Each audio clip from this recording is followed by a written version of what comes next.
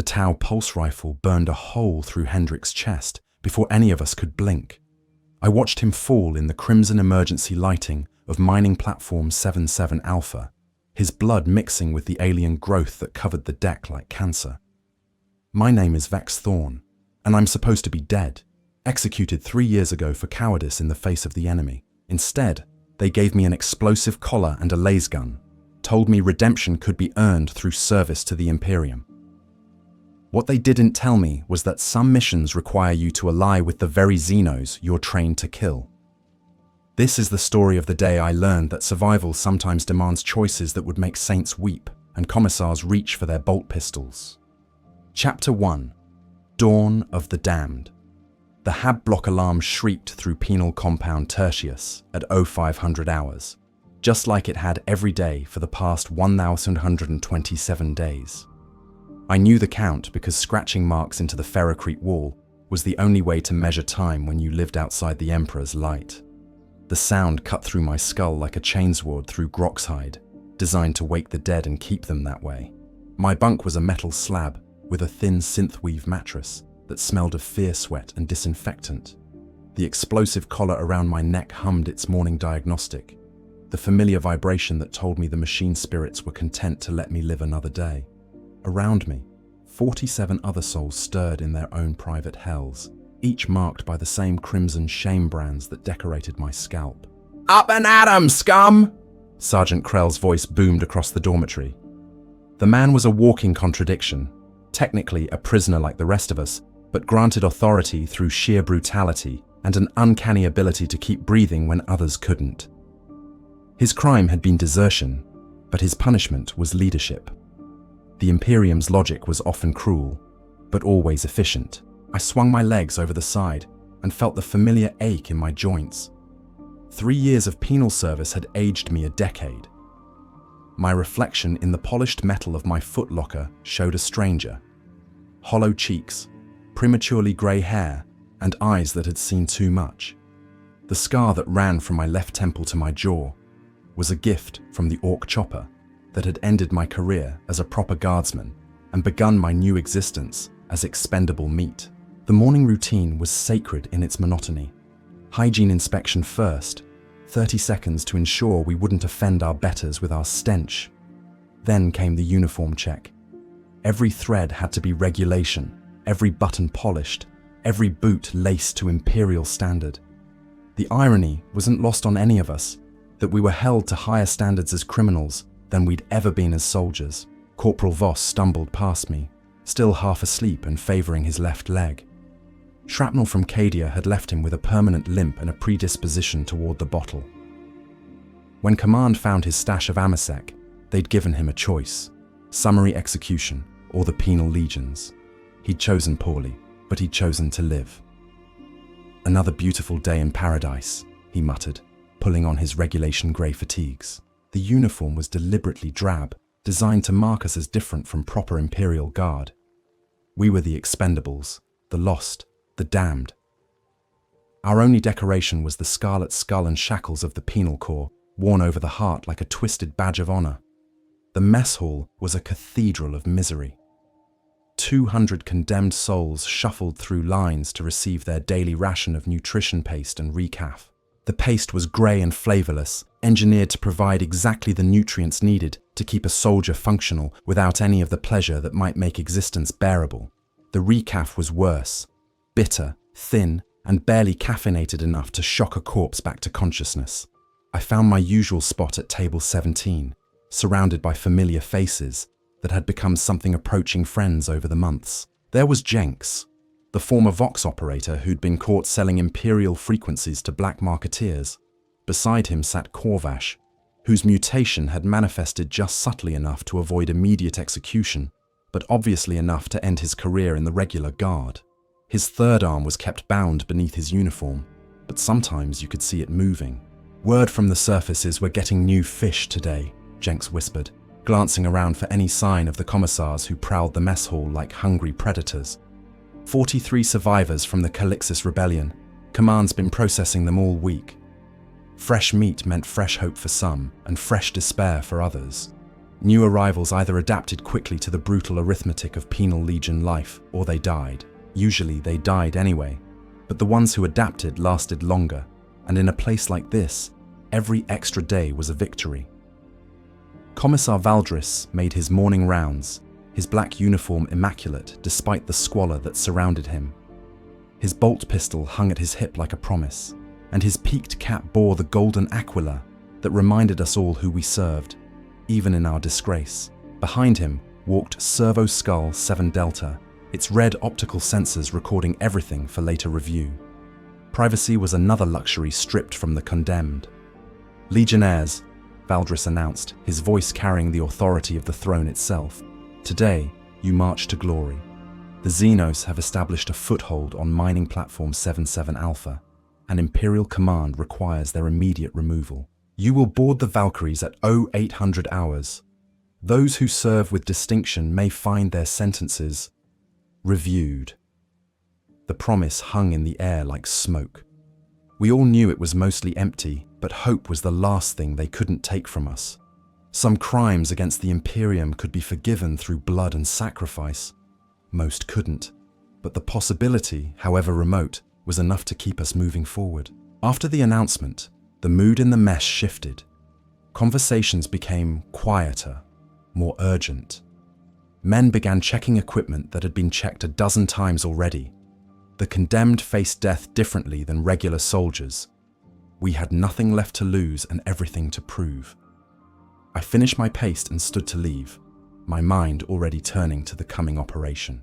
77 Alpha was a mining platform in the outer system, a place where men went to dig promethium from asteroids and pray they didn't dig too deep. If the Xenos had taken it, they were either desperate or had found something worth the risk. The armory was our next stop, where Sergeant Krell waited with the day's implements of destruction. My laser gun was an ancient Mark III pattern, scarred by decades of faithful service, but still capable of burning holes through whatever the galaxy threw at us. My flak armor was similarly aged but serviceable, marked with the dents and burns that told the story of its previous owners.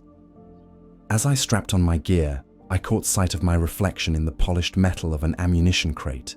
For just a moment, I saw not a condemned criminal, but a soldier of the Imperium, ready to serve the Golden Throne, regardless of the circumstances that had brought me here. The day was beginning, and with it, another chance to prove that redemption could be earned, one battle at a time. Chapter 2: Iron Wings and Broken Promises. The Valkyrie assault carriers squatted on the landing pad like mechanical vultures, their twin engines already spinning up for the journey to mining platform 77 Alpha. The morning air reeked of promethium exhaust and recycled atmosphere, a cocktail that never failed to remind me why I preferred ground combat to void warfare. At least on solid ground, you could dig a foxhole. 48 members of 2nd Company, Mordian 23rd Penal Legion, filed aboard the 4 aircraft in precise order. We might be condemned criminals, but the Commissariat still expected proper military discipline. Each Valkyrie carried 12 souls toward whatever fresh hell awaited us in the outer system.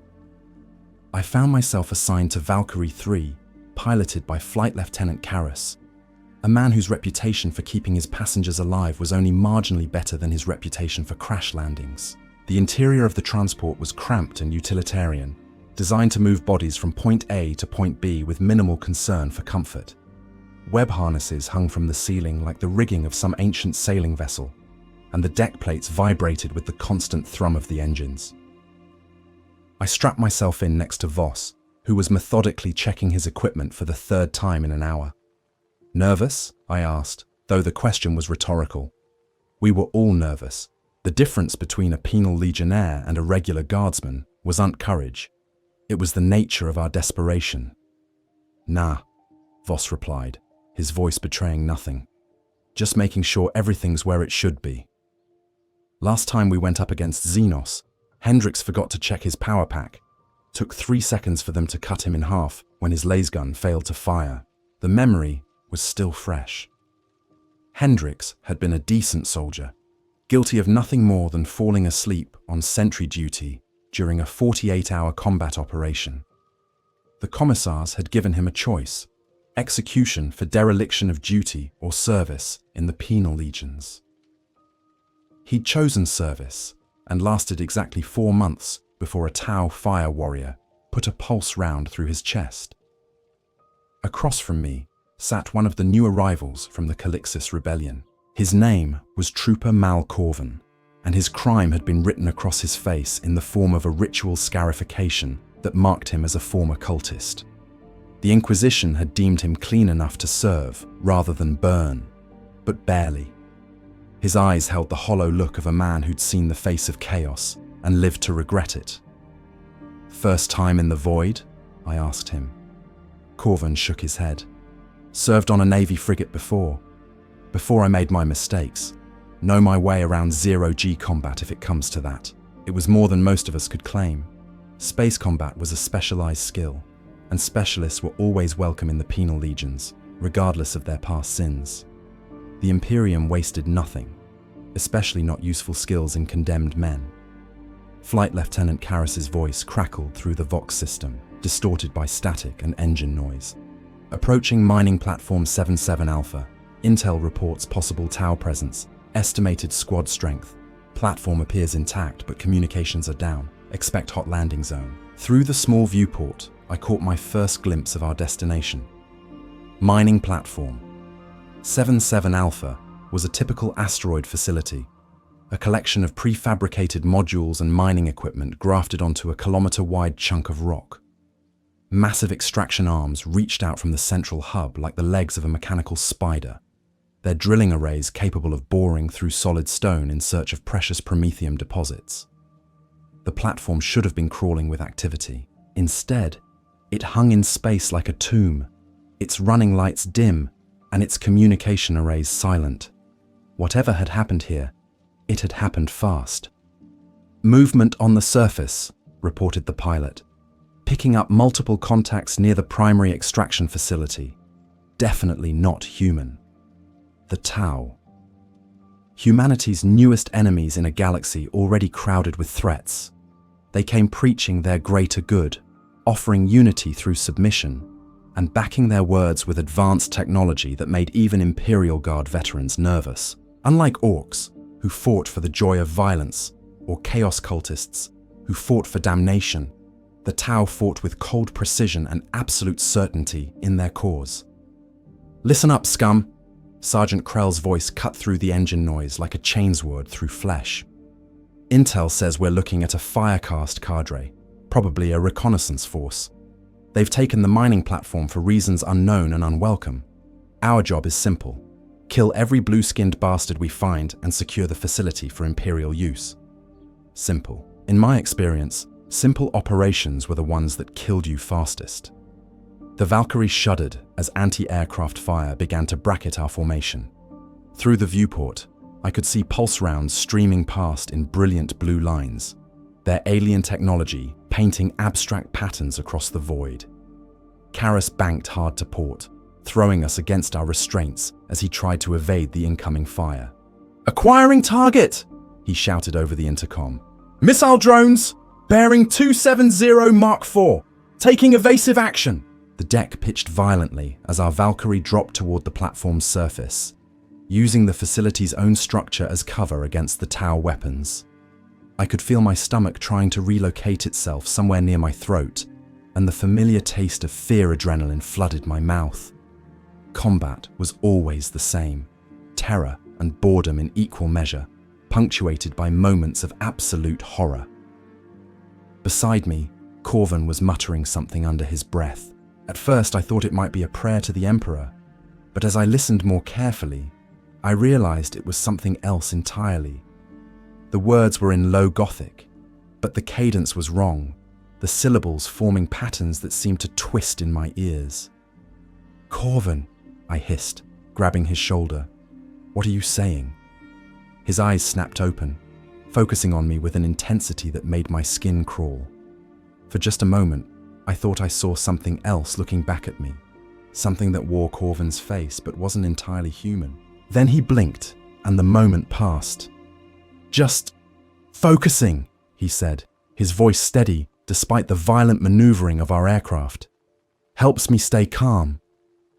I didn't believe him, but there wasn't time to pursue the matter. The Valkyrie was beginning its final approach to the platform's docking bay, and Sergeant Krell was already moving toward the assault ramp, his bolt pistol drawn and ready. 30 seconds to touchdown, Karras announced.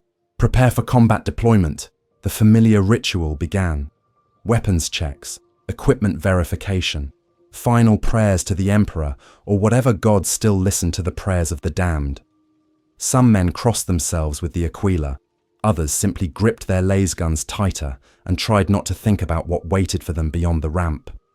Remember, Krell shouted over the noise, we're here to kill xenos and reclaim Imperial property. Anyone who runs gets a bolt round in the back. Anyone who fights gets to live another day. Anyone who proves their worth might even get to die with honor instead of shame. It wasn't much of a speech, but it didn't need to be. We were Penal Legionnaires, not heroes. We fought because the alternative was immediate execution, and we died because death was the only retirement plan the Imperium offered men like us. The Valkyrie touched down with a crash that rattled my teeth, and the assault ramp began to lower with the mechanical whine of hydraulics. Beyond lay the docking bay of mining platform 77 Alpha, shrouded in shadows and filled with unknown dangers. Go, go, go! Krell bellowed, and we poured out of the transport like water through a broken dam, our boots hitting the metal deck plates with the percussion of a dozen drums. The battle for 77 Alpha had begun. Chapter 3. Blue Death and Silent Screams. The docking bay of mining platform. 77 Alpha stretched before us like the mouth of some vast mechanical beast, its shadows deep enough to hide an army. Emergency lighting cast everything in hellish red, and the air tasted of ozone and burnt metal. My boots rang against the deck plates as I followed the rest of Second Company into the facility, my laser gun raised and ready. The bodies appeared in the crimson twilight like accusations. Imperial Navy personnel, their uniforms still crisp despite the holes burned through their chests by pulse rifle fire.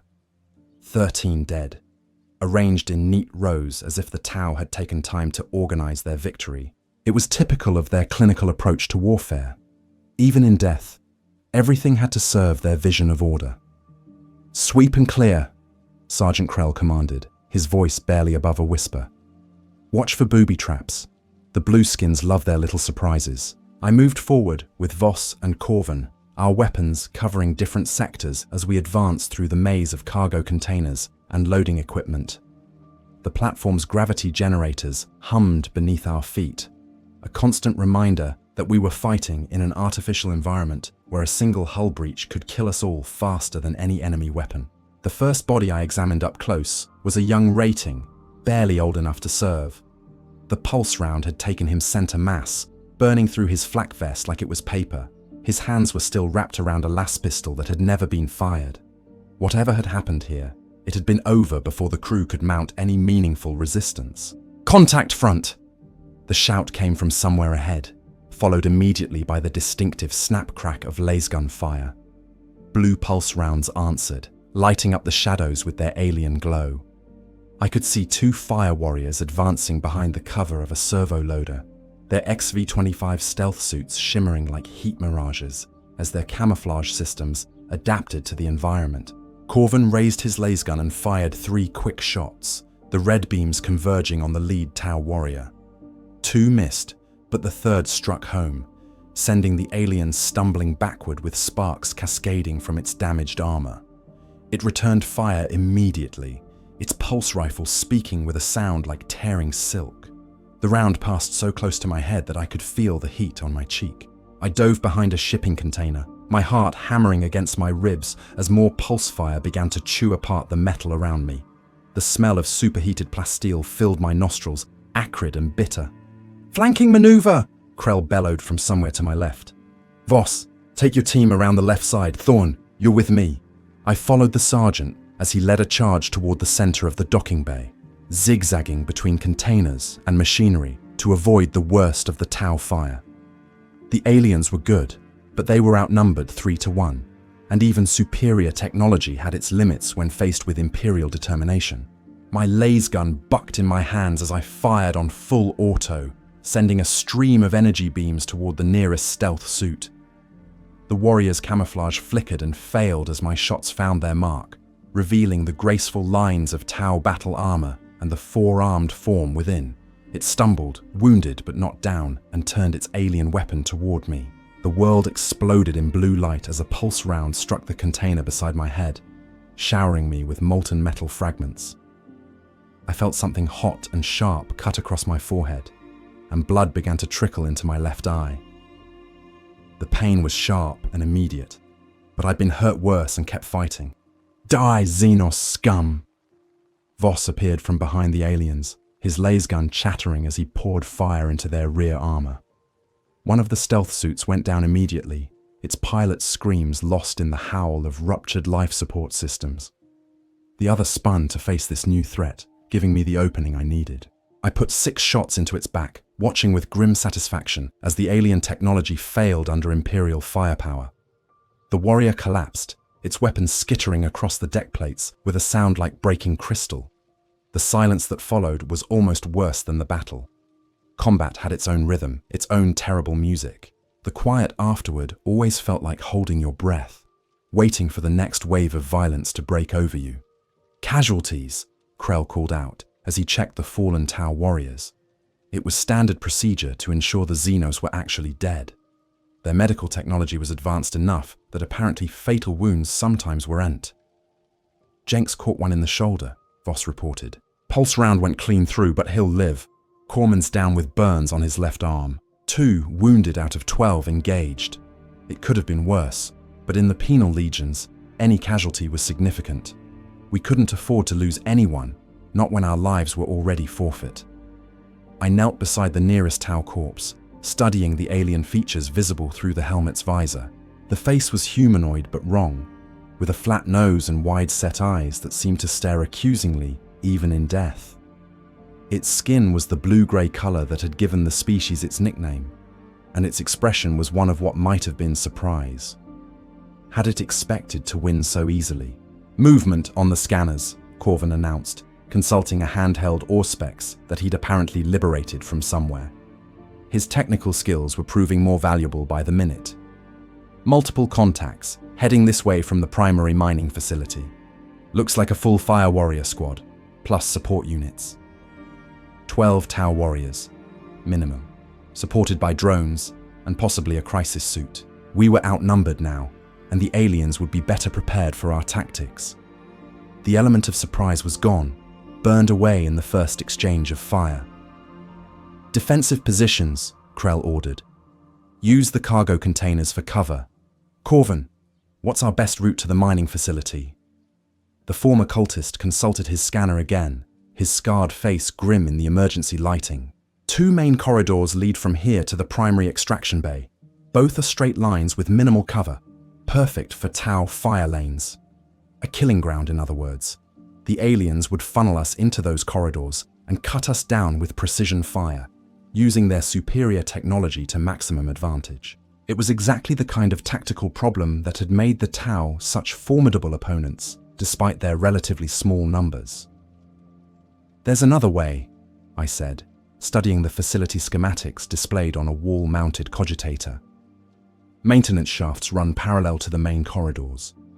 They're not designed for combat movement, but they'll get us closer without exposing us to direct fire. Krell nodded grimly. Crawl spaces and service tunnels, fitting for the damned. He turned to address the rest of the squad. Listen up, scum. We're going in through the maintenance system. It's going to be tight, hot, and miserable. Anyone who's claustrophobic can stay here and explain to the Tau why they shouldn't kill you. No one volunteered to stay behind. For all our crimes and failings, we were still soldiers of the Imperium, and we knew our duty. The maintenance access was hidden behind a service panel near the far wall of the docking bay. The shaft beyond was barely wide enough for a man in full armor, its walls lined with pipes and conduits that hummed with the platform's mechanical heartbeat. The air inside was thick and stifling, heavy with the smell of recycled atmosphere and machine oil. I went first, my laser gun slung across my back as I crawled through the narrow passage. Behind me, I could hear the others following, their breathing harsh in the confined space. Every few meters, we passed beneath grilles that provided glimpses of the corridors below, each one a reminder of how exposed we would have been in a conventional assault. Through one such grille, I caught sight of the Tau force moving through the facility. They advanced in perfect formation, their pulse rifles held ready, and their movements coordinated with mechanical precision. Drones flanked them like mechanical pets, their sensors sweeping constantly for any sign of Imperial resistance. At the center of their formation walked something that made my blood run cold. It was larger than the Fire Warriors, its armor bulkier and more ornate. Crisis Suit Pilot, almost certainly a veteran of multiple campaigns. The weapons mounted on its shoulders could level a building, and its pilot had probably been fighting before I'd even joined the guard. "How much further?" Voss whispered from behind me. I consulted the mental map I'd been building as we crawled. Maybe 50 meters. There should be an access point that leads directly into the extraction bay. But as we continued forward, I began to notice something that made my skin crawl. The maintenance shaft was getting warmer, and there was a smell in the air that I couldn't quite identify. It was sweet and cloying, like flowers left too long in the sun, with an underlying note of something rotten. Behind me, I heard Corvin inhale sharply. "No," he whispered, so quietly I almost missed it. "Not here, not now." "What?" I hissed back, but he didn't answer. The smell was getting stronger, and now I could see something up ahead that made my heart sink.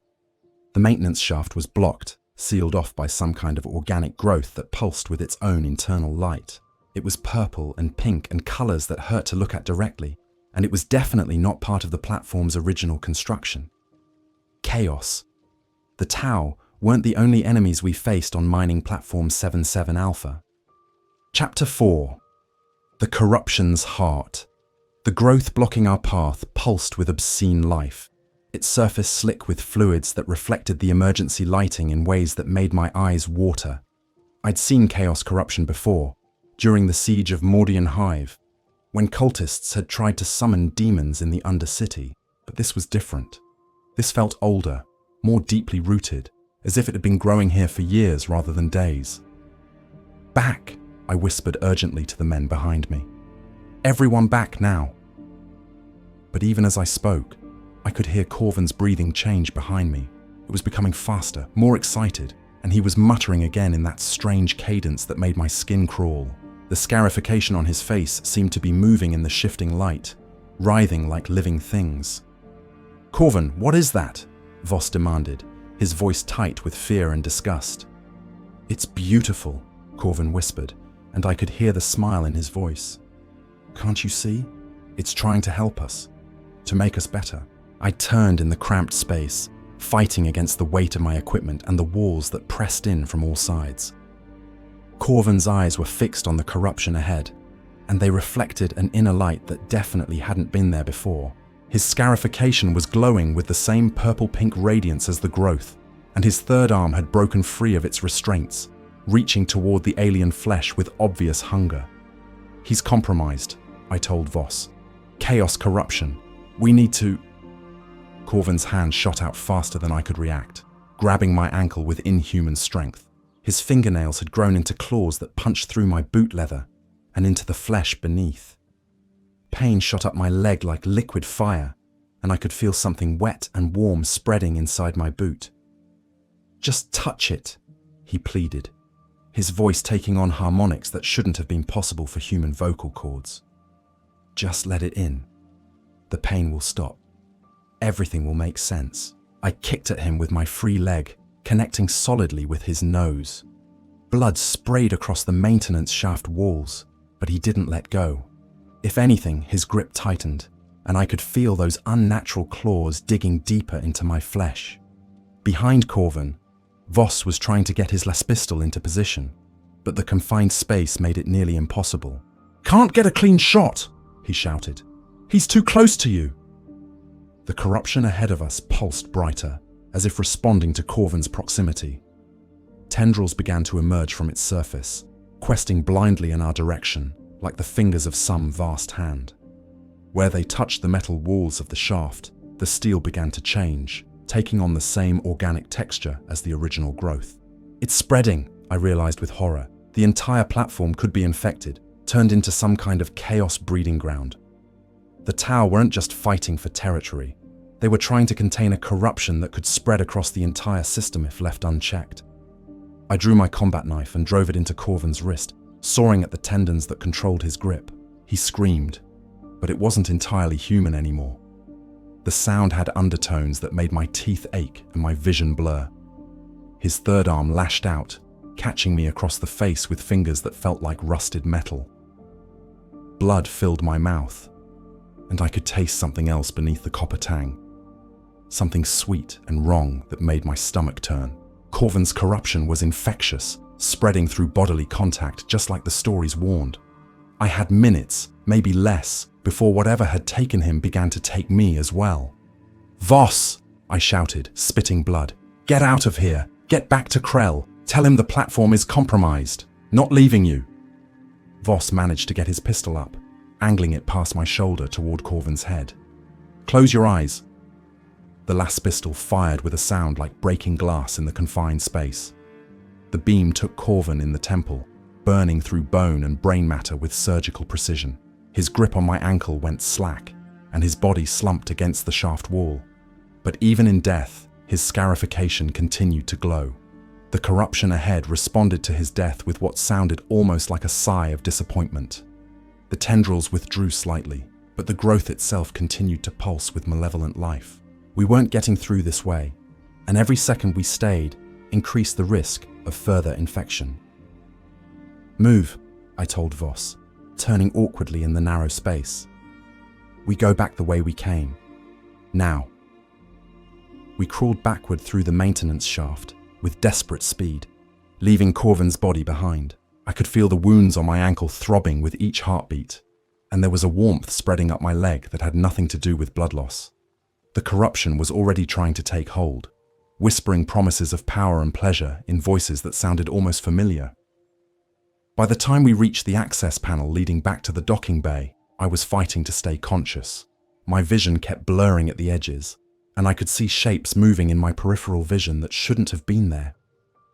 Voss helped me through the opening, his face grim with understanding. "How long?" he asked quietly. "Don't know," I admitted. "Maybe an hour, maybe less." I'd heard stories of corruption taking hold in minutes, transforming loyal Imperial citizens into gibbering cultists with terrifying speed.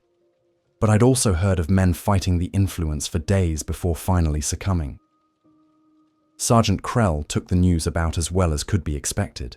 His face went through several interesting colors, before settling on a shade of purple that suggested imminent violence. "So you're telling me," he said slowly, "that not only are we facing a Tau incursion, but the entire platform is infested with chaos corruption, and one of our own men has been compromised." "That's about the size of it," I confirmed. The warmth was spreading up past my knee now, and I could feel my body temperature rising. Soon the corruption would reach my spine, and after that, my brain.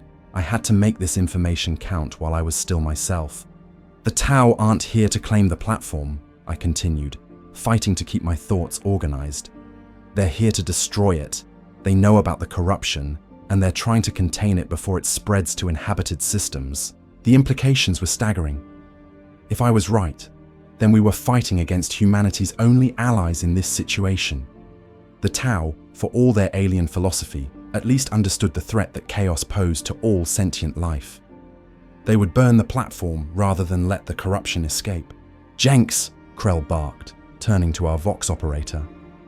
"Get me a channel to command. Priority Alpha 7. Tell them we need immediate extraction and a full exterminatus protocol for this facility."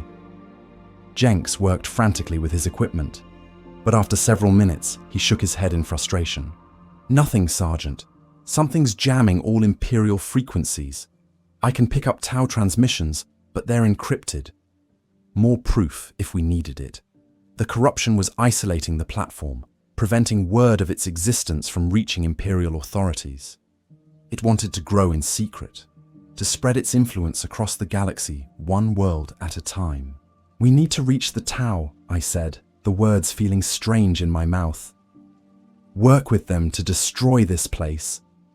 Krell stared at me as if I'd suggested we worship the dark gods. Work with xenos? You're talking treason, Thorne.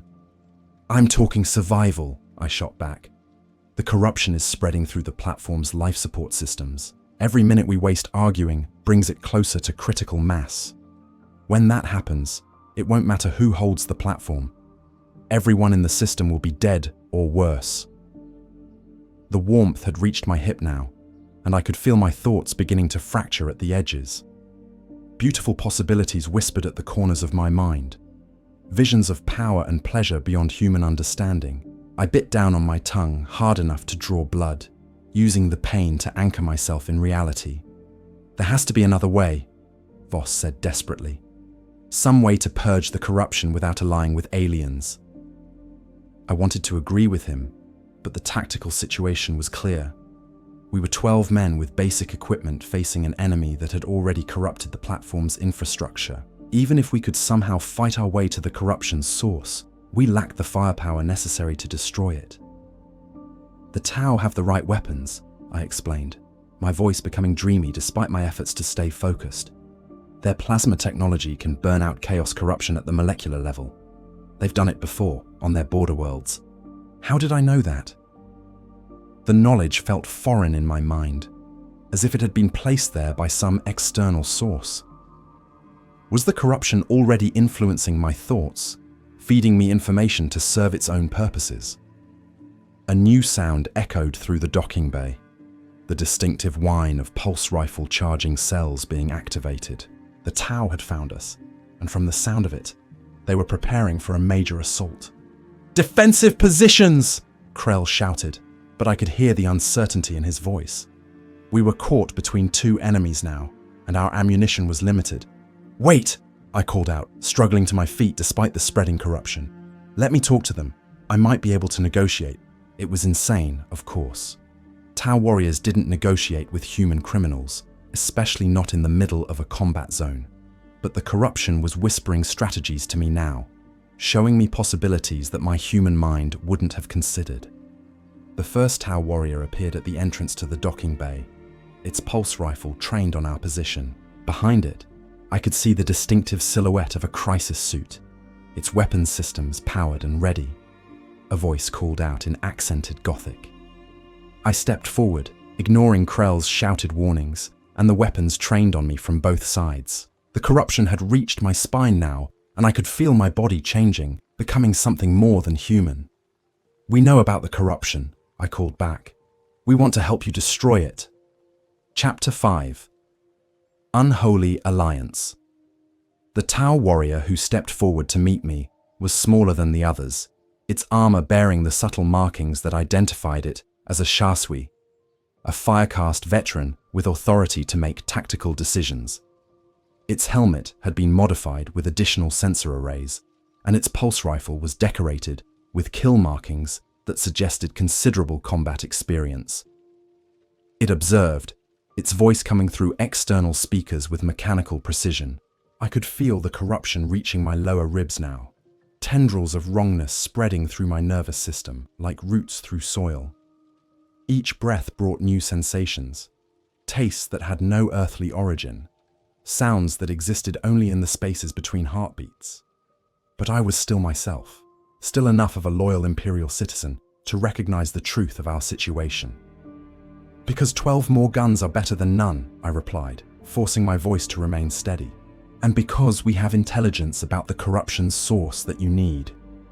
The Tau warrior's helmet tilted slightly, a gesture that managed to convey skepticism despite the alien features hidden beneath. Behind it, the crisis suit pilot remained motionless, but I could see weapon systems tracking our positions with mechanical precision. The Shasui commanded.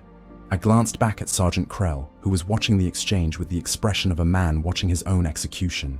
The rest of the squad had their weapons raised but not yet aimed. They were leaving the decision to their officers, as good soldiers should. "The corruption isn't natural," I said, turning back to the Tau. "It's been growing here for months, maybe years. Someone or something has been feeding it, helping it establish itself in the platform's infrastructure." The warrior replied impatiently. The question is how to destroy them without triggering a cascade reaction that could spread the taint to nearby shipping lanes. 17 nodes. The number hit me like a physical blow, and I realized that our situation was even worse than I'd imagined. This wasn't just a localized infestation, it was a full-scale corruption that had turned the entire platform into a breeding ground for chaos. There's something else, I continued, fighting against the visions that were beginning to cloud my sight. The corruption is intelligent. It's been isolating the platform, jamming communications, preventing word from reaching Imperial command. This is planned, coordinated. The Tau warrior exchanged rapid-fire communications with its comrades in their own language, the words flowing too quickly for me to follow. I caught fragments, references to tactical assessments and strategic implications, but the full conversation was beyond my comprehension. Finally, the chasseur turned back to me. It admitted, Mon-K, the Tau word for humans, carrying connotations of primitiveness and savagery. Under normal circumstances, I would have taken offense, but these weren't normal circumstances, and wounded pride was a luxury I couldn't afford. Your superiors aren't here, I pointed out. And if the corruption spreads beyond this platform, it won't matter what they approve. The entire system will be lost. The crisis suit pilot finally spoke, its voice deeper and more resonant than that of the fire warriors. I felt a moment of dark amusement at the situation. Here I was, a condemned criminal infected with chaos corruption, negotiating a military alliance with alien warriors who viewed my entire species as barely civilized barbarians. If the commissars could see me now, they'd probably shoot me on principle. What do you propose? The chasseur asked finally.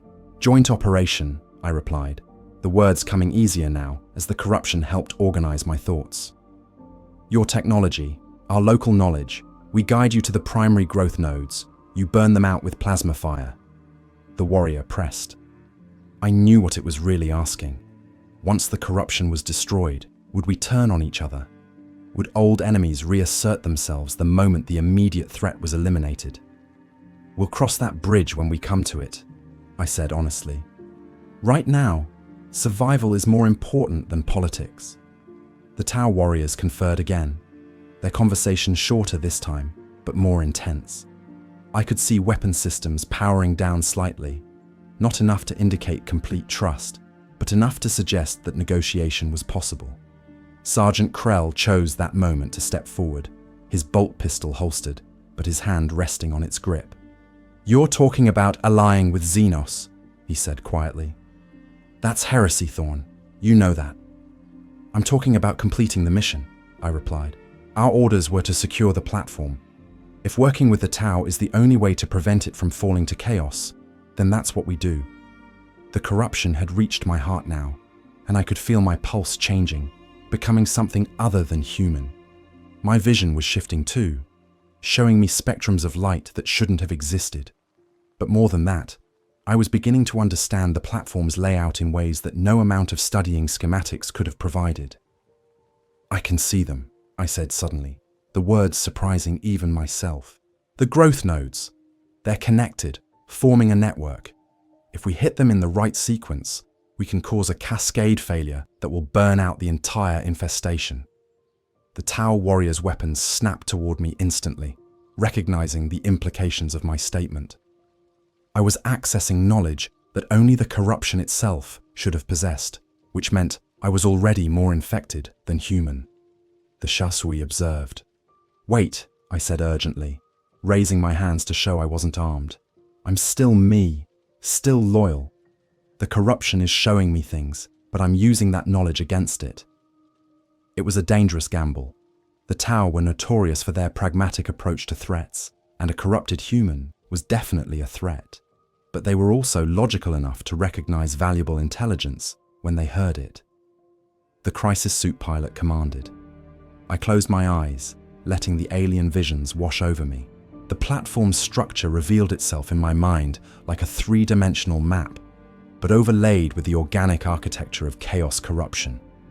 I could see the 17 nodes the Tau had identified, but more than that, I could see how they connected to each other and to the primary source deep in the platform's core. Node sequence, I said, opening my eyes. 7, 12, 3, 16, 9. Hit them in that order, and the feedback will overload the primary source. The entire network will collapse, what one of the fire warriors demanded. Because, I replied, feeling a grim smile spread across my face, the corruption wants to survive. It's showing me this because it thinks I'm going to help it. It doesn't realize I'm still fighting. The battle inside my own mind was becoming more intense with each passing moment. The corruption was offering me visions of power, promising transformation into something greater than human. But beneath those alien thoughts, my loyalty to the Emperor remained unshaken. I was a soldier of the Imperium, and I would die as one, regardless of what else I might become. The crisis suit pilot observed. Sergeant Krell looked around at his men, reading their faces with the skill of a veteran NCO. What he saw there apparently satisfied him, because he nodded grimly and stepped forward. "Temporary ceasefire," he announced. "We work together until the platform is secure. After that," he shrugged, "we'll see what happens." The Tau warriors lowered their weapons slightly, a gesture of cautious acceptance. It wasn't trust. None of us were naive enough to believe in that. But it was acknowledgement that cooperation was possible when survival was at stake. The Chasui said finally. "Understood," I replied, though I wasn't sure how much longer I could maintain control. The warmth had reached my brain now, and alien thoughts were beginning to mingle with my own. Now let's go kill some demons. Chapter 6. Purification by Fire. The alliance between Imperial criminals and Tau fire warriors was as unlikely as it was necessary. We moved through the corridors of mining platform 77 Alpha in loose formation, our two forces maintaining careful distance while coordinating our assault on the corruption nodes.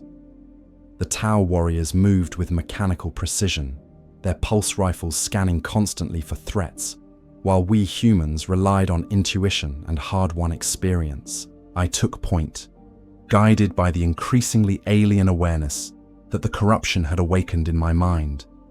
Each node appeared in my consciousness like a festering wound, pulsing with malevolent life and connected to its siblings by networks of tainted energy. The knowledge was useful, but it came at a cost. With each passing minute, I could feel more of my humanity slipping away. "Node 7 is just ahead," I reported, my voice carrying harmonics that shouldn't have been possible for human vocal cords. 2 corridors down, behind the primary atmospheric processing station, Chasui Orus Kauyon.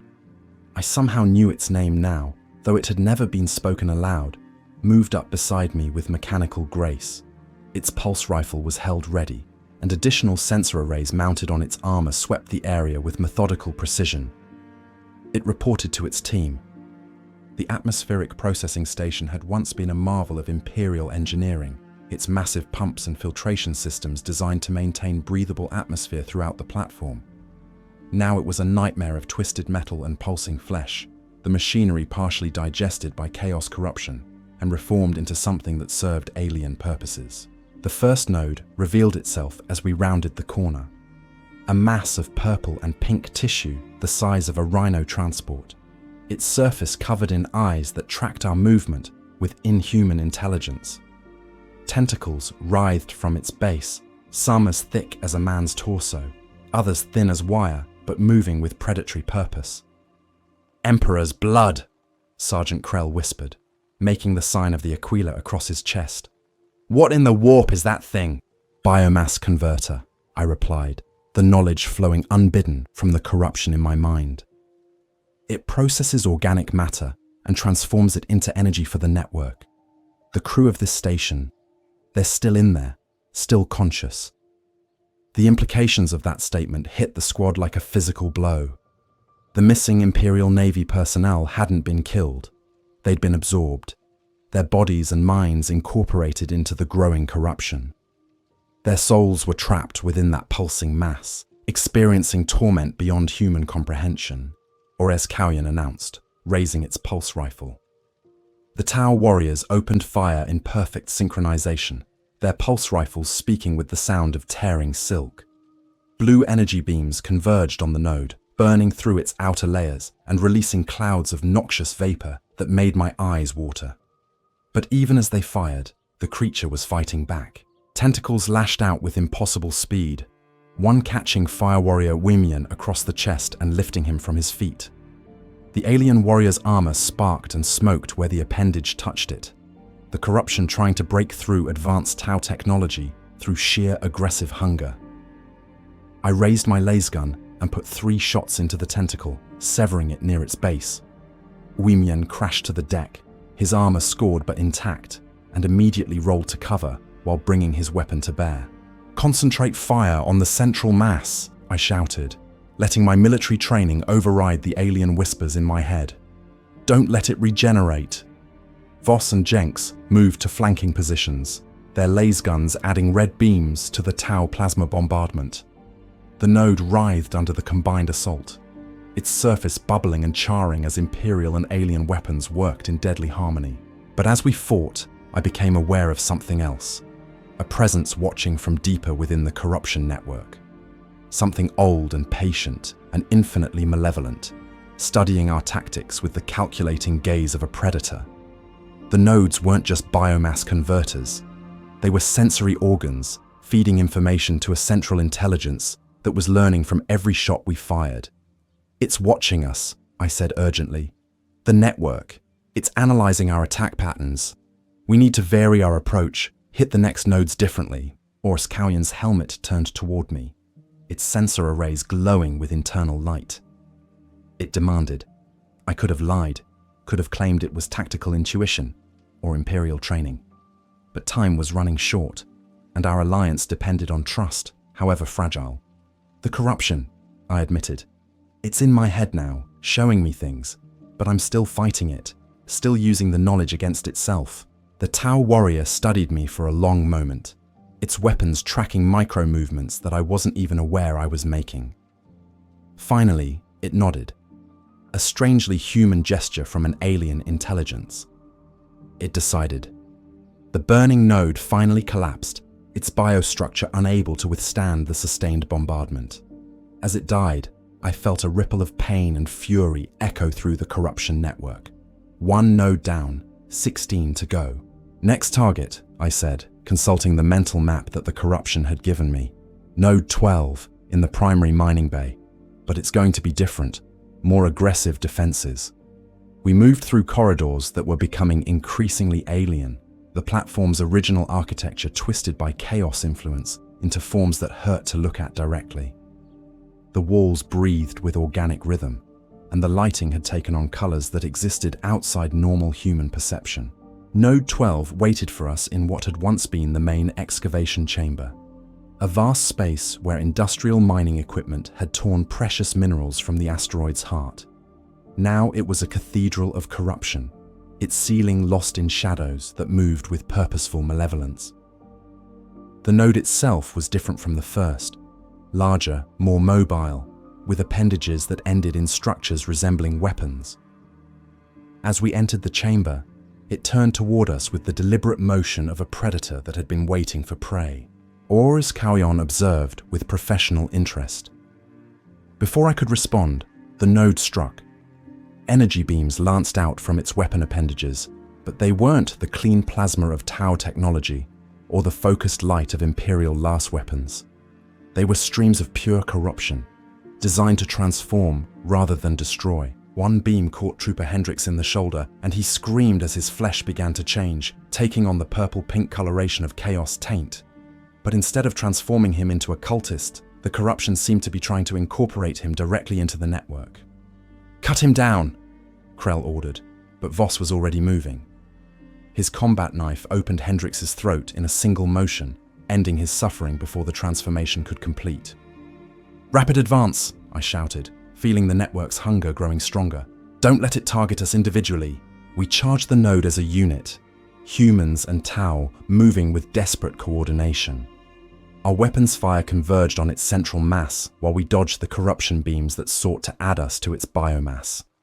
The creature fought back with increasing desperation, its death screams echoing through dimensions that normal minds couldn't perceive. When Node 12 finally died, the feedback through the network was stronger than before. I could feel other nodes responding, their defensive systems activating as they prepared for our assault. The corruption was learning, adapting, preparing for our next attack. But so were we. And with each node destroyed, I could feel the network's grip on the platform weakening. We had a chance. Slim, desperate, but real. 3 down, I said grimly. 14 to go. The silence that followed Node 12's destruction was different from the others. Deeper, more profound, as if the corruption network itself was holding its breath in anticipation of what came next. I could feel the remaining nodes throughout the platform stirring to life, their defensive systems activating as they prepared for our continued assault. The corruption was learning, adapting, preparing for a war it had never expected to fight. Movement throughout the platform, Jenks reported, consulting his Auspex scanner with growing concern. Multiple biosignatures converging on our position. Looks like the network is calling in reinforcements. I closed my eyes and extended my corrupted senses, feeling for the pulse of alien life that permeated the facility's structure. What I found made my blood run cold. The corruption wasn't just activating its existing defenses, it was creating new ones, transforming the platform's remaining crew into weapons specifically designed to counter our tactics. "They're not reinforcements," I said quietly, opening my eyes to meet Sergeant Krell's questioning gaze. "They're adaptations.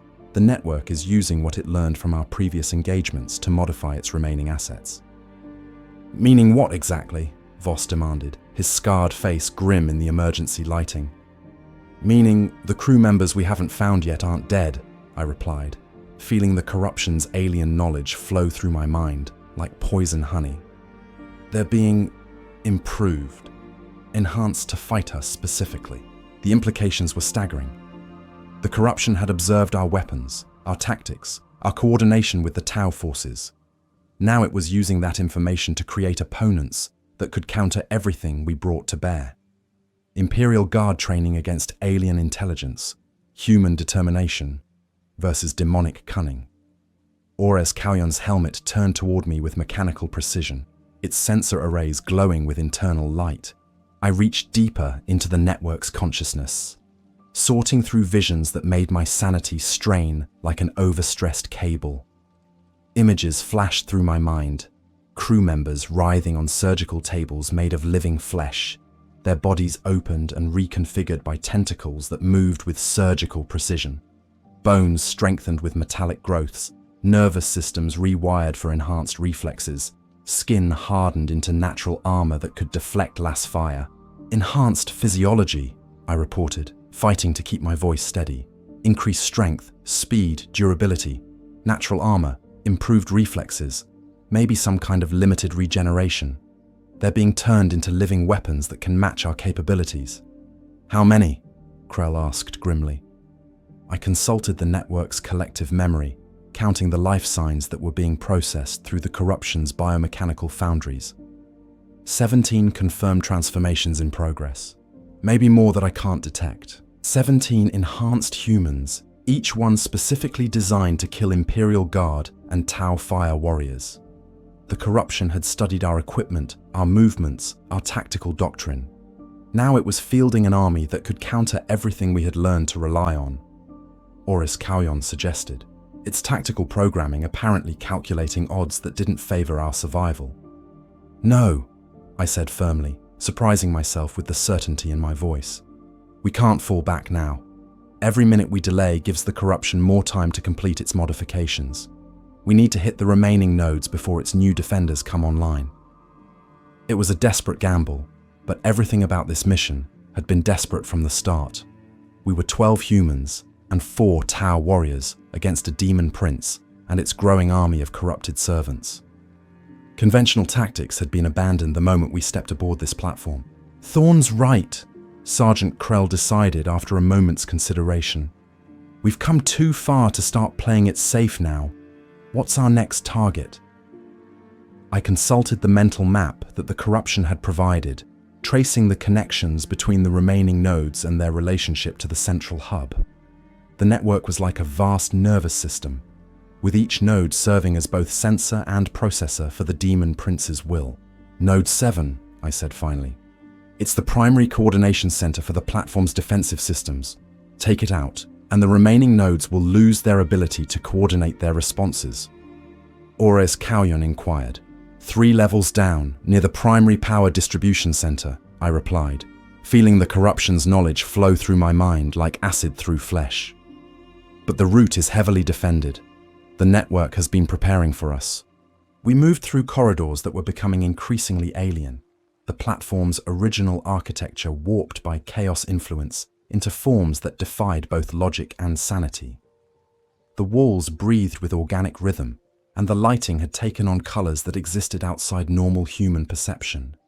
Every step took us deeper into a realm where the physical laws of reality were merely suggestions. The first signs of the corruption's new defenders appeared as we descended toward the power distribution center. Scratches in the metal walls showed where claws had tested their sharpness, and there were stains on the deck plates that glowed with bioluminescent patterns. The enhanced crew members were testing their new capabilities, learning how to use the gifts their transformation had provided. "Contact front," Weemian reported suddenly, its pulse rifle snapping to ready position. Single biosignature, moving with unusual speed. The thing that emerged from the shadows had once been human. I could see traces of Imperial Navy uniform beneath the organic growths that covered its body, and its face still retained enough human features to be recognizable as having once belonged to a young rating. But everything else had been changed, improved, enhanced for a single purpose. Its skin had been replaced with chitinous plates that gleamed like black metal, overlapping in patterns that would deflect energy weapons with maximum efficiency. Its limbs had been elongated and reinforced with internal structures that gave it an inhuman grace, and its hands ended in claws that looked like they could punch through power armor. But it was the intelligence in its eyes that truly frightened me. This wasn't a mindless beast or a gibbering cultist. This was a thinking, reasoning opponent that retained all of its human cunning, while possessing capabilities that far exceeded anything a baseline human could achieve. "Emperor's blood," Voss whispered, raising his lasgun with hands that weren't quite steady. "What has it done to them?" "Made them better," I replied, feeling the corruption's pride in its handiwork flow through our shared connection. Better soldiers, better killers, better servants of its will. The enhanced creature tilted its head, studying us with the calculating gaze of a predator evaluating its prey. When it spoke, its voice was a harmonious blend of human speech and something else entirely. "Welcome, brothers," it said, the words carrying undertones that made my skin crawl. "You fight so hard against what you could become. Why do you choose weakness when strength is offered freely?" "Because strength without purpose is just another form of slavery," I replied, raising my lasgun. "And we already know what freedom costs." The creature smiled, revealing teeth that had been replaced with razor-sharp metal implants. "Then let us test your commitment to freedom against the reality of evolution." It moved faster than anything human-sized had a right to move, crossing the distance between us in a blur of enhanced muscle and alien grace. Pulse rifle fire from the Tau warriors sparked off its chitinous armor, leaving scorch marks, but no significant damage. Las fire from our weapons fared no better, the beams deflecting off its natural armor plating like rain off adamantium. But the creature had been designed to fight Imperial Guard and Tau Fire warriors as they existed in the official tactical manuals. It hadn't been prepared for Penal Legionnaires who had learned to improvise, adapt, and overcome through 3 years of impossible missions. Voss dove left while I went right, forcing the creature to choose between targets. Sergeant Krell threw a frag grenade, not at the creature, but at the ceiling above it. The explosion brought down a section of corroded metal plating that struck the enhanced human across the shoulders, staggering it long enough for our coordinated fire to find the gaps in its armor. The creature fell, its enhanced physiology no match for concentrated fire from multiple angles. But as it died, it smiled with what might have been satisfaction. "More are coming," it whispered, its voice carrying harmonics of anticipation. "So many more. The network learns from every death, every failure. Soon, we will be perfect. The body dissolved into component molecules, its enhanced structure breaking down as the corruption that sustained it failed. But the creature's final words echoed in my mind with the weight of prophecy. The network was learning, adapting, preparing for our next encounter. "How much further?" Krell asked grimly. "2 levels," I replied, consulting the mental map that felt increasingly like a burden. "But it's going to get worse before it gets better." We descended deeper into the platform's core, past chambers where the walls pulsed with alien heartbeats, and corridors that twisted through dimensions that hurt to perceive directly. The corruption was growing stronger the closer we came to its source, and I could feel my own tainted nature responding to its call. Node 7 waited for us in a chamber that had once housed the platform's primary power distribution grid. Now it was a cathedral of transformed flesh and twisted metal, its organic architecture pulsing with the rhythm of a vast heart. The node itself was larger than the others we had encountered, its surface covered with sensor organs that tracked our movement with inhuman intelligence. But it wasn't alone. 6 enhanced crew members stood guard around its perimeter, their modified bodies perfectly adapted for the defense of their corrupted master. They moved with predatory grace, their weapons, grown rather than manufactured, tracking our positions with mechanical precision. Oris Kalyan observed with typical Tau understatement. "Not an option," I replied, feeling the weight of necessity settle on my shoulders like a familiar cloak. "We finish this now, or we don't finish it at all." The battle for Node 7 was about to begin, and with it, our final test of whether human determination could triumph over demonic perfection. Chapter 7. The Heart of Darkness. By the time we reached Node 16, the platform had become a maze of organic architecture that defied both Imperial engineering principles and human sanity. Corridors that should have led to maintenance bays instead opened onto chambers filled with pulsing biomass. Gravity generators had been corrupted into organs that processed reality itself, creating pockets where up and down became merely suggestions rather than physical laws. I navigated this nightmare landscape with increasing ease, my corrupted awareness interpreting the alien geography as naturally as I had once read Imperial tactical maps. The knowledge came at a cost, though. I could feel my thoughts becoming less human with each passing hour, my understanding of causality and morality shifting toward perspectives that would have horrified my uncorrupted self. "Status report," Sergeant Krell demanded as we paused at what had once been a personnel junction. His voice carried the strain of a man watching his reality dissolve around him. 8 nodes destroyed, I replied, my voice carrying harmonics that made several of the men flinch. "Network integrity down to 67%, but the remaining nodes are adapting faster than we can adjust our tactics." It was true. Each successive target had proven more difficult than the last, the corruption learning from our methods and developing countermeasures with terrifying speed. Node 15 had nearly killed us all, its defensive systems coordinated by an intelligence that seemed to anticipate our every move. Chasui-Ores Kalyon moved up beside me, its armor scarred by weapons that fired ammunition made from crystallized screams. The Tau warrior had proven remarkably adaptable to the changing tactical situation, but I could see the strain in its movements. Fighting chaos corruption was exhausting in ways that conventional warfare never was. It reported, consulting sensor readings that flickered with interference patterns. "Recommend direct assault on central node rather than continued peripheral engagement."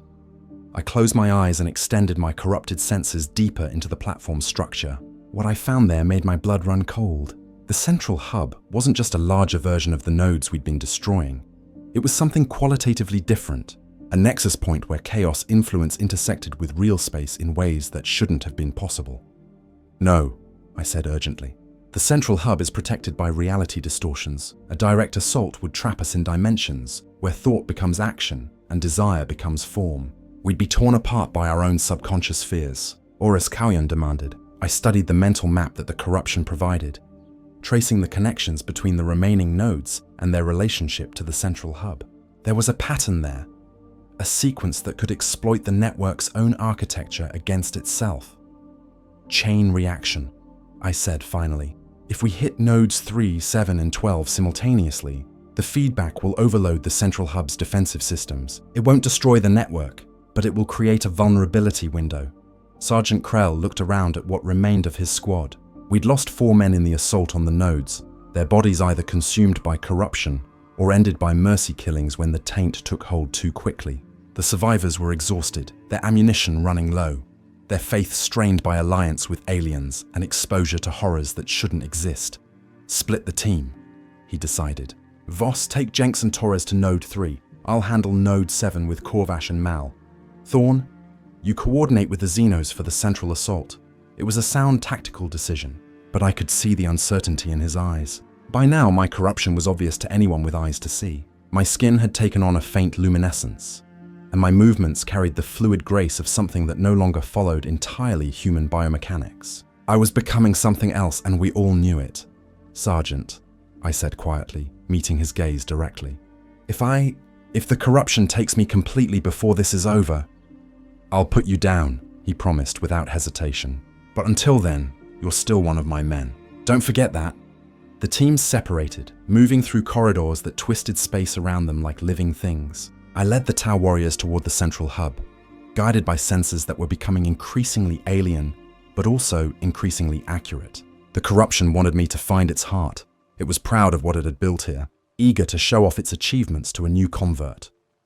The central chamber was a cathedral of transformed flesh and twisted metal, its ceiling lost in shadows that moved with deliberate intelligence. At its center stood something that had once been human, but was now so much more, or perhaps so much less. It was tall and graceful and terrible, its form shifting between states of matter with each breath it took, or as Kalyon identified, its weapons systems immediately tracking the figure. Recommend immediate withdrawal and orbital bombardment. But withdrawal wasn't an option. Not anymore. The Demon Prince turned toward us with movements like liquid music, and when it spoke, its voice carried the harmonics of collapsing stars.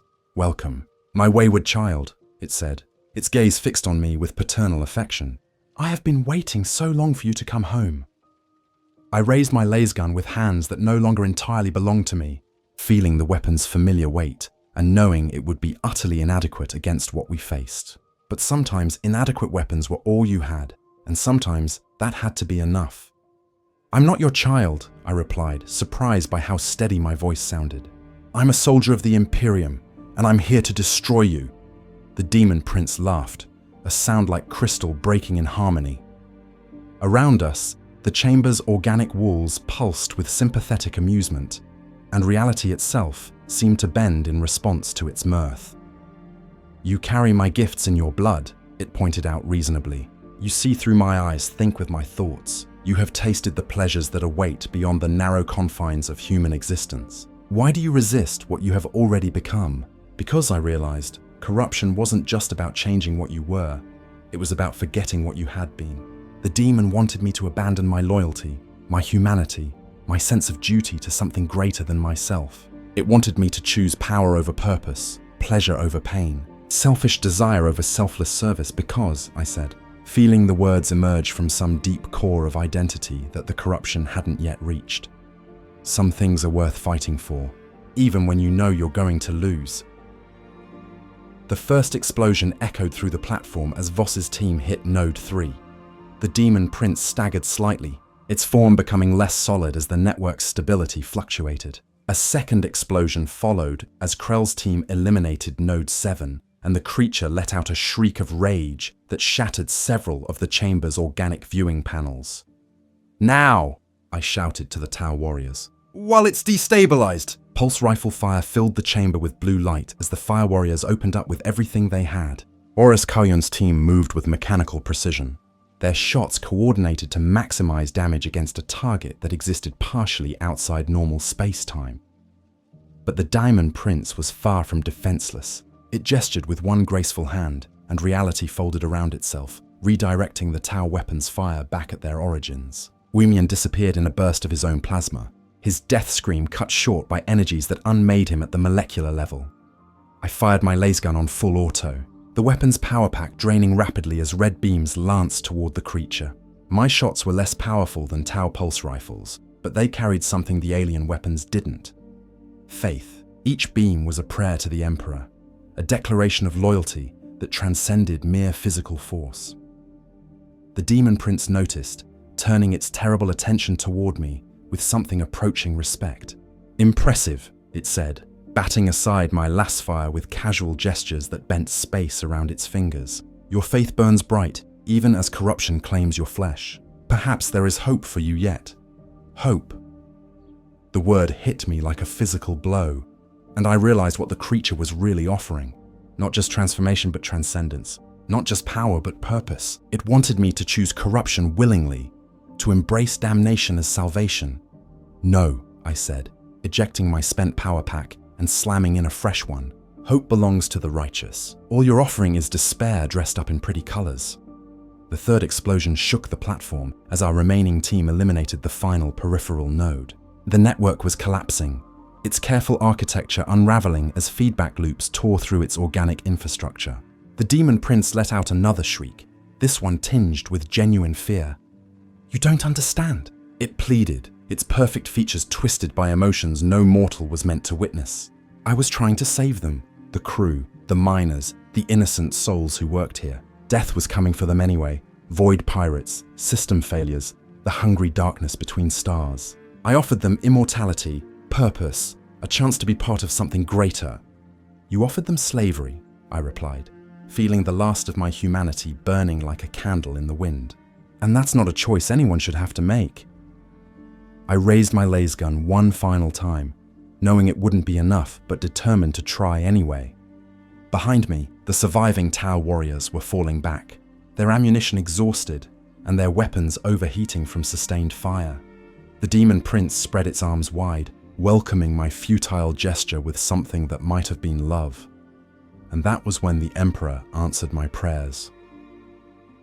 The platform shuddered beneath our feet as we prepared for the final assault, its superstructure groaning under the stress of corrupted systems attempting to maintain basic functionality. Emergency lighting cast everything in hellish red, and the air had grown thick with the metallic taste of ozone and something sweeter that I didn't want to identify.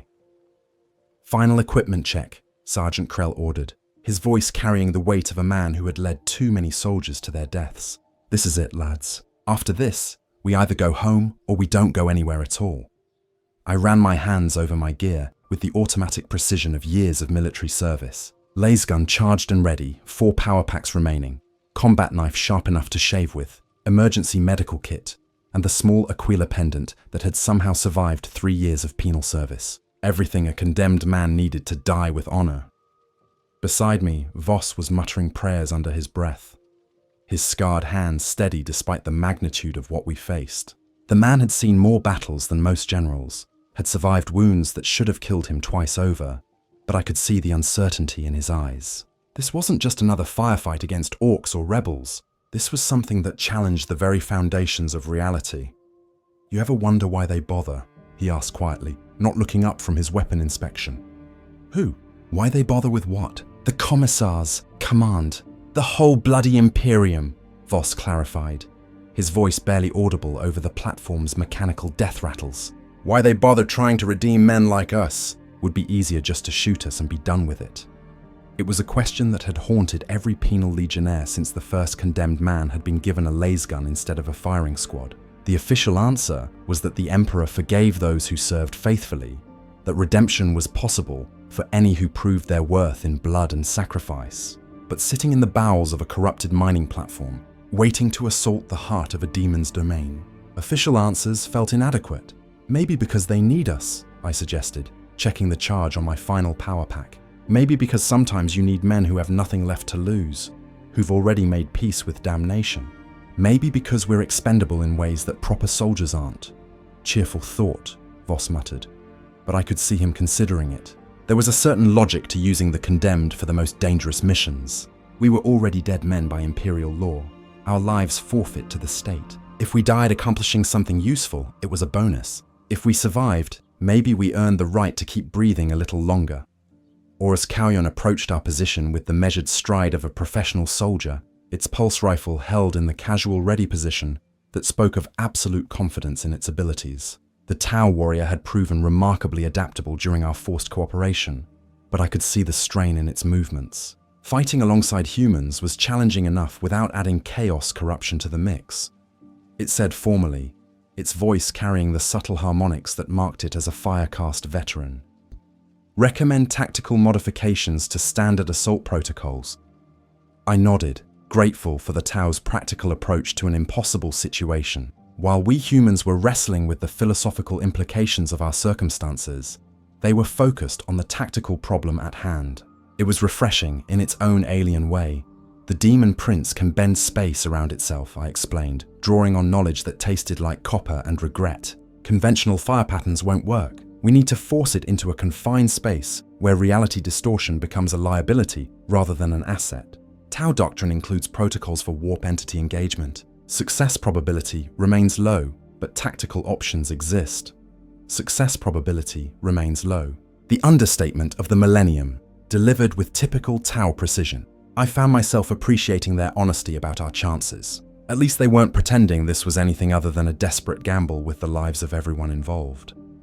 Trooper Jenks, our Vox operator, looked up from his communication equipment with the expression of a man bearing bad news. Sergeant, I'm picking up massive energy readings from the platform's core. Whatever's down there, it's drawing power from the reactor itself. That explained the platform's failing systems. The corruption wasn't just feeding on the crew and infrastructure. It was literally draining the facility's power grid to fuel its own growth. If we didn't stop it soon, the reactor would either fail catastrophically or be completely subverted to serve the demon's purposes. How long? Krell demanded. Jenks consulted his instruments, his face grim in the emergency lighting. Hard to say, Sergeant. The power drain is accelerating, but the corruption seems to be stabilizing the reactor's containment fields. Could be hours, could be minutes. A demon-controlled nuclear reactor, as if our situation wasn't complicated enough already. The implications were staggering, not just for us, but for the entire system.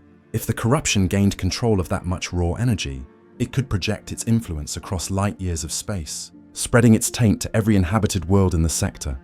New priority, I said grimly, feeling the weight of necessity settle on my shoulders like a familiar cloak.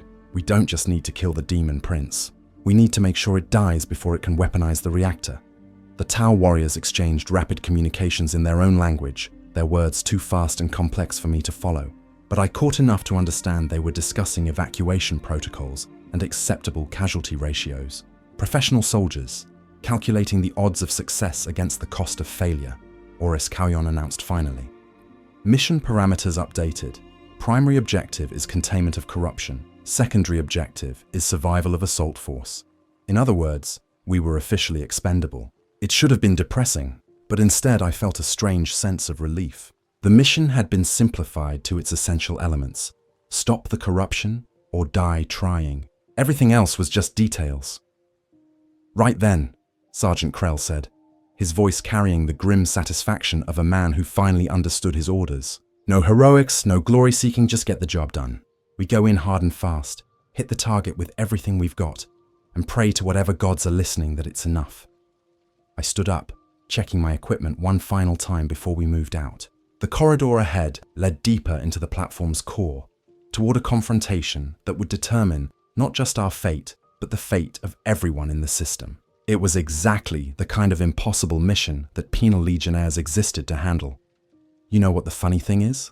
Voss said as we prepared to move out. 3 years ago, I was ready to die rather than serve in the Penal Legions. Thought it was a fate worse than death, being marked as a criminal and sent to fight the Imperium's dirty wars.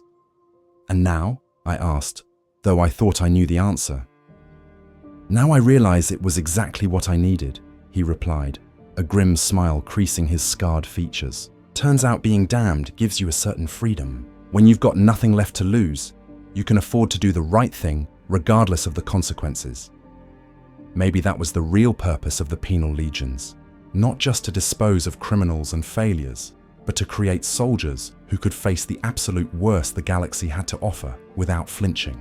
Men who had already lost everything and therefore had nothing left to fear. The thought stayed with me as we began our final advance toward the corruption's heart. Behind us lay failure and disgrace, the mistakes that had brought us to this place. Ahead lay horror beyond imagination and almost certain death. But for the first time in years, I felt like I was exactly where I belonged. The Emperor protects, they said. But sometimes the Emperor needed men who were willing to walk into damnation itself to protect others. Sometimes he needed the damned to save the innocent. We reached the final corridor, beyond which lay the Demon Prince and its domain of twisted reality. Emergency lighting flickered overhead, casting dancing shadows that seemed to move with malevolent purpose. The air hummed with power that made my teeth ache and my vision blur at the edges. "Last chance to turn back," Krell offered. Though we all knew it was an empty gesture, there was nowhere to run, nowhere to hide. The only way out was through. I raised my lasgun and stepped forward, feeling the weight of my choices settling around me like armor. Whatever happened next, I would face it as a soldier of the Imperium. Not because I had to, but because I chose to. The war for mining platform 77 Alpha was about to end, one way or another. Chapter 8. Redemption's Price. The light that filled the chamber was not the harsh illumination of Imperial technology or the cold efficiency of Tau plasma weapons. It was golden and warm and terrible, carrying with it the weight of 10,000 years of human faith and sacrifice. For a moment that lasted an eternity, I felt the presence of something vast and ancient and utterly dedicated to the protection of humanity. The Demon Prince screamed as the Emperor's light touched its corrupted form, its carefully maintained shape dissolving like smoke in a hurricane. The organic walls of the chamber began to burn with golden fire, the corruption that had taken root in the platform's structure withering under divine radiance. Or as Kauyon whispered, its voice carrying harmonics of awe and terror. But it was happening regardless of Tau understanding of physics. The corruption network was collapsing, not from our weapons or tactics, but from something far more fundamental, the simple, stubborn refusal of human souls to accept damnation without a fight. I felt the change beginning in my own body as the golden light washed over me. The corruption that had been spreading through my system began to burn away like frost before the dawn, leaving behind flesh that was scarred but human. The alien knowledge that had filled my mind evaporated, taking with it the terrible clarity that had guided our assault. "The network," I gasped, falling to my knees as my nervous system readjusted to purely human perception. "Is it gone?" Sergeant Krell's voice crackled through my vox bead, distorted by interference, but unmistakably relieved.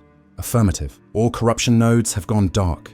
Whatever you did in there, it worked. What I had done was pray, not the formal litanies taught by the ecclesiarchy, but the desperate, wordless plea of a soul that refused to surrender to damnation. And somehow, impossibly, that prayer had been answered. The Demon Prince was gone, its essence scattered to whatever dimension spawned such horrors. The organic growths that had infected the platform were withering, their unnatural vitality fading as the network that sustained them collapsed. Mining platform 77 Alpha was dying, but it was dying clean, or as Kauyon reported, consulting sensor readings that flickered with residual energy from the cleansing light. The platform's reactor core has been compromised by the corruption's collapse. I nodded, struggling to my feet on legs that felt like they belonged to a stranger. The corruption was gone, but it had left me changed in ways that went beyond the physical. I had seen the face of damnation and chosen to reject it, but the knowledge of what I had almost become would stay with me forever. "Extraction point," I managed to say, my voice hoarse from whatever I had been shouting during the final confrontation. "We need to get everyone to the docking bay." The journey back through the platform was surreal. Corridors that had been twisted into impossible geometries were straightening themselves, the organic growths that had infested them crumbling to dust. The air tasted of ozone and burned metal, rather than the sweet corruption that had filled it before.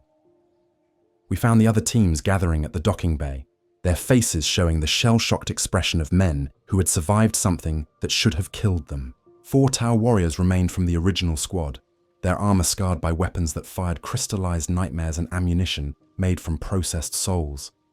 "Casualties?" Krell asked as I joined the group. 7 dead, Voss reported grimly. Henderson, Martinez, Corvash, Jenks, Torres, Mal and Briggs. The corruption took some of them, the fighting took the rest. 7 men out of 12, plus whatever number of Tau had died in the assault. It was a heavy price for victory, but given what we had faced, it was also lighter than it could have been. The Demon Prince could have killed us all with a gesture, but something had held it back. Perhaps curiosity, perhaps arrogance, perhaps the simple desire to convert rather than destroy. The surviving Valkyries were already powering up their engines, their pilots eager to leave the cursed platform behind. But as we prepared to board, Oris Kauyon approached me with the measured stride of a warrior who had important things to say. It said formally, "The corruption you resisted would have claimed weaker minds. This demonstrates that your species possesses qualities worthy of respect." It was high praise from a Tau, especially one directed toward a condemned criminal. I found myself wondering what would happen next. Would our temporary alliance survive the return to normal space?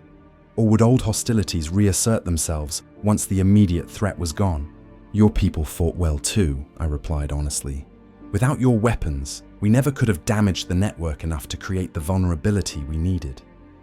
The Tau warrior nodded, a gesture that seemed oddly human coming from an alien intelligence.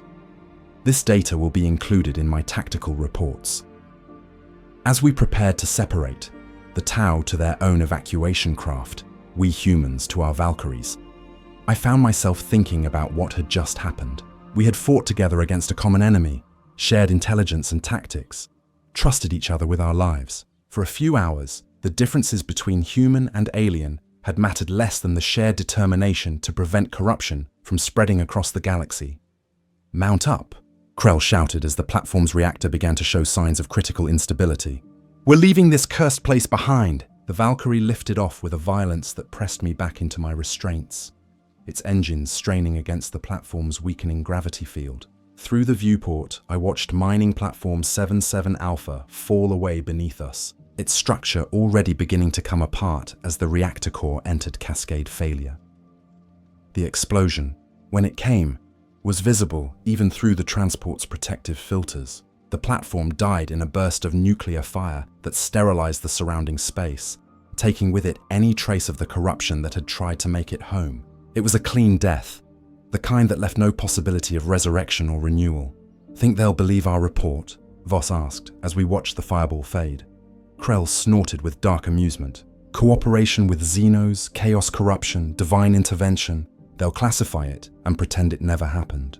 Standard Imperial procedure for anything that doesn't fit the approved narrative." He was probably right. The Imperium preferred its heroes simple and its victories uncomplicated. The story of our alliance with the Tau would be buried in classified files, if it was recorded at all. History would remember only that mining platform 77 Alpha was destroyed by enemy action, its valuable resources lost to alien aggression. But I would remember. We all would, and maybe that was enough. The journey back to the penal compound passed in exhausted silence. We had won, but victory in the service of the penal legions was always temporary. Tomorrow would bring new missions, new opportunities to prove our worth through blood and sacrifice. The explosive collars around our necks still hummed with lethal promise, and our sentences remained unchanged by what we had accomplished. As the transport approached the landing pad, I found myself thinking about redemption, not the kind offered by chaos corruption, but the real thing. The kind that came through service, through sacrifice, through choosing to stand against the darkness, even when you knew it would cost you everything. We were criminals, condemned men paying for our sins with blood and violence. But we were also soldiers of the Imperium, guardians of humanity's future against the horrors that waited in the dark. And sometimes, if you were very lucky and fought very hard and prayed to the right gods, that was enough to make the difference between salvation and damnation. The Valkyrie touched down with a crash that rattled my bones, and Sergeant Krell was already moving toward the assault ramp. Back to reality. "Scum," he announced with something that might have been affection. Another day, another chance to die for the Emperor. I smiled as I followed him down the ramp, feeling the familiar weight of the penal compound's recycled air in my lungs. Tomorrow would bring new horrors, new enemies, new opportunities to prove that redemption was possible even for the damned. But that was tomorrow's concern. Today we had won. Today we had stood against the darkness and emerged victorious. Today we had remembered what it meant to be human. The Emperor protects.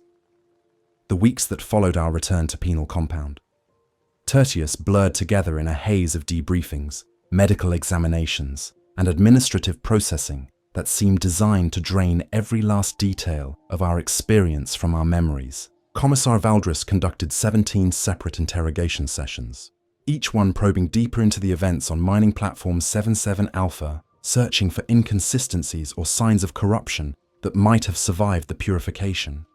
Tell me again about the moment the demon prince manifested, he commanded during our 9th session, his augmetic eye whirring as it focused on my face with mechanical precision. Every detail, every word it spoke, every sensation you experienced. I recounted the encounter for what felt like the 100th time, watching his expression for any sign that he believed the official story we had constructed. The truth about our alliance with the Tau had been carefully omitted from all reports, replaced with a sanitized version that credited Imperial faith and firepower alone for the platform's purification. The corruption attempted to subvert your loyalty, Valdris observed, making notes on a data slate with mechanical efficiency. Yet you resisted. Explain how a condemned criminal found the spiritual strength to reject the promises of damnation. It was a question I had asked myself countless times during the long nights that followed our return. The answer, when it came, was both simpler and more complex than I had expected. Because, sir, I replied carefully, even the damned can choose to serve the Emperor. Our sentences don't change our duty. Something flickered in the Commissar's augmetic eye.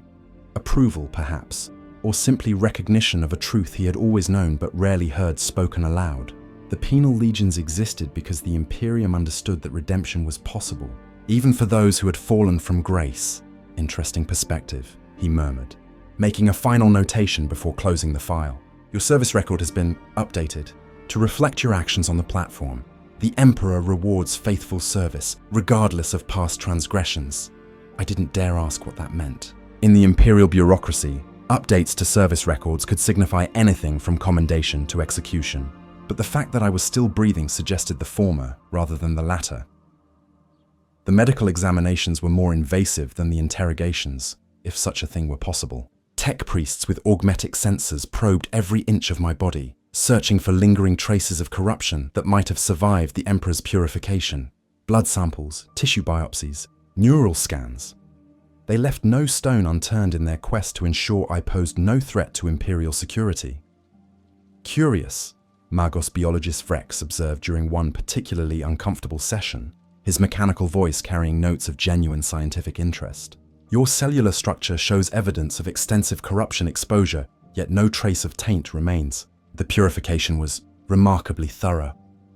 The Emperor protects, I replied automatically, trying not to think about the various probes and scanners currently examining my internal organs.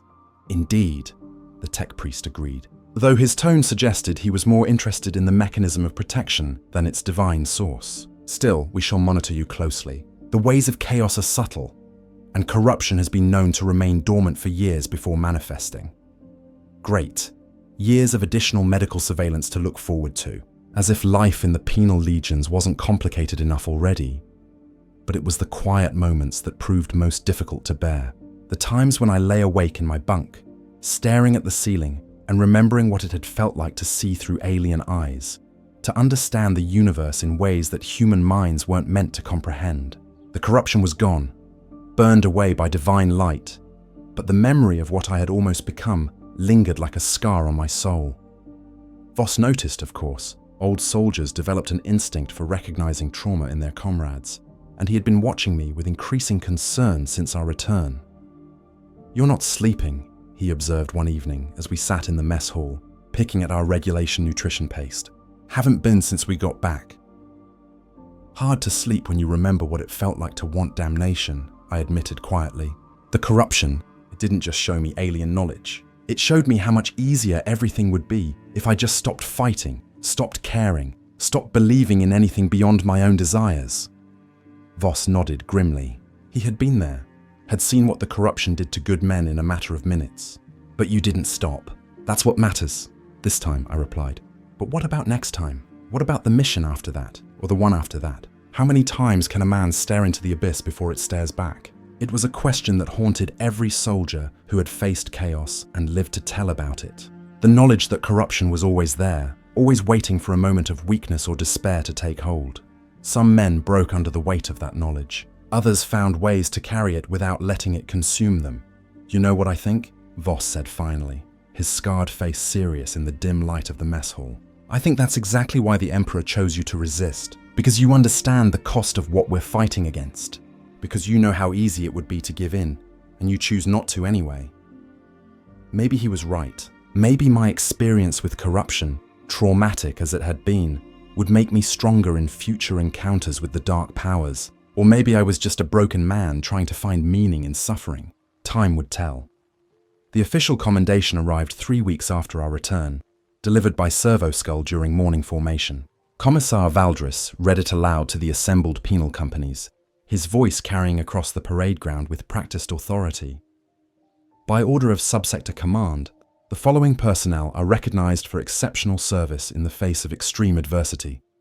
Sergeant Krell, for leadership under impossible circumstances. Corporal Voss, for courage beyond the call of duty. Trooper Thorne, for spiritual fortitude in the presence of ultimate corruption.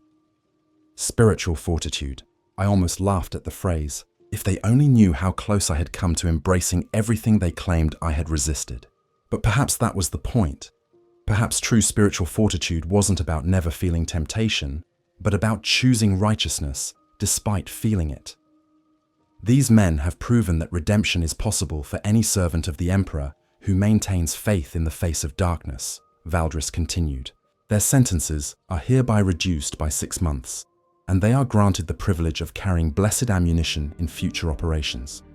6 months off our sentences and blessed rounds for our weapons. It wasn't freedom, but it was acknowledgement that we had served with honor despite our past failures. In the penal legions, that was as close to redemption as most men ever came. After the ceremony, as the companies dispersed for their daily duties, I found myself thinking about the future. 6 months closer to the end of my sentence if I lived that long. But more than that, 6 months closer to the man I was becoming rather than the man I had been. The corruption had shown me visions of power and pleasure beyond human imagination. The Emperor had shown me something far more valuable, the knowledge that even the damned could choose to serve something greater than themselves. I touched the blessed rounds in my ammunition pouch, feeling their weight like a promise. Whatever challenges lay ahead, whatever horrors waited in the dark spaces between stars, I would face them as a soldier of the Imperium, not because I had to, but because I chose to. The Emperor protects, and sometimes, if you're very lucky and very faithful, he provides second chances to those who need them most. In the distance, sirens began to wail, signaling the approach of new transport ships, fresh missions, new opportunities to prove our worth through blood and sacrifice. I smiled grimly and checked my equipment one final time. The war never ended, but neither did the chance for redemption.